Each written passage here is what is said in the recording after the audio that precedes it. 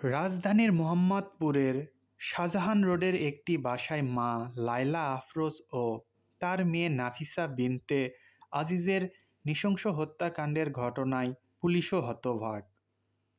লাশের সুতোরহাল ও আঘাতের ধরন দেখে তদন্তকারীরা ধারণা করছেন ঘাতক কোনো প্রশিক্ষিত কিলার নয়তো অতিরিক্ত ক্ষোভে উন্মাদ কোনো সাইকোপ্যাথ।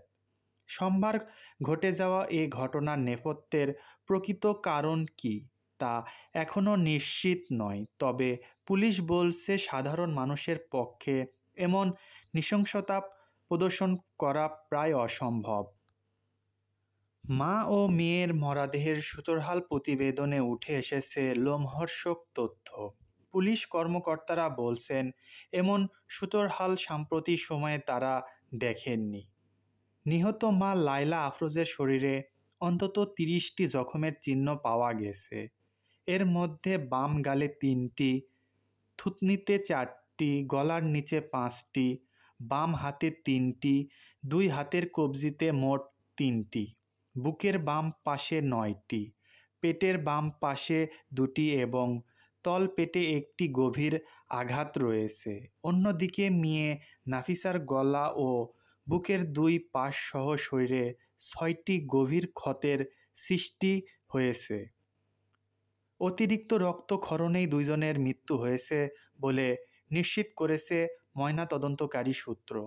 সোমবার রাতেই ময়নাতদন্ত শেষে মরদেহ পরিবারের কাছে হস্তান্তর করা হয়েছে। পুলিশের একটি সূত্র জানিয়েছে ঘটনাস্থল থেকে 2টি ছুরি উদ্ধার করা হয়েছে। এর একটি সাধারণ সবজি কাটার ছুরি হলেও অন্যটি একটি বিশেষ ধরনের সুইচ গিয়ার। এটি আঙ্গুলের মধ্যে এমনভাবে আটকে ব্যবহার করা হয় যাতে আঘাতের সময় হাত ফসকে না যায়। তদন্তকারীদের মতে এই ধরনের অস্ত্র সচরাচর বাসাবাড়িতে ব্যবহার করা হয় না। ঘাতক সম্ভবত বাহির থেকেই পরিকল্পিতভাবে এই অস্ত্র সঙ্গে নিয়ে এসেছিলেন। অস্ত্রের ধরন এবং ব্যবহারের কায়দা দেখে পুলিশের ধারণা ঘাতক প্রশিক্ষিত অথবা সে মানসিকভাবে বিকারগ্রস্ত হয়ে অতিরিক্ত ক্ষোভ থেকে এমন কাণ্ড ঘটিয়েছে। তদন্তে জানা গেছে হত্যাকাণ্ডের পর ঘাতক অত্যন্ত ঠান্ডা মাথায় বাথরুমে প্রবেশ করে।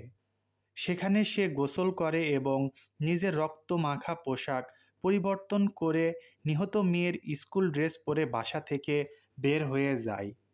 এ ঘটনায় কথিত গৃহকর্মী আয়শাকে আসামি করে মোহাম্মদপুর থানায় হত্যা মামলা দায়ের করা হয়েছে। তেজগাঁও বিভাগের পুলিশ কমিশনার ইবনে মিজান জানান, হত্যার ধরন ও নৃশংসতা দেখে প্রাথমিকভাবে মনে হচ্ছে ঘাতক প্রশিক্ষিত হতে পারে। তিনি বলেন, আমরা সিসি ক্যামেরা ফুটেজ বিশ্লেষণ করছি। হত্যার আগে ও পরে সন্দেহজনক উপস্থিতি ও কার্যক্রম খতিয়ে দেখা হচ্ছে। যেহেতু ঘাতক মেয়ের স্কুল ড্রেস পরে পালিয়েছে এবং বিশেষ করে অস্ত্র ব্যবহার করেছে, তাই এটি পরিকল্পিত হতে পারে।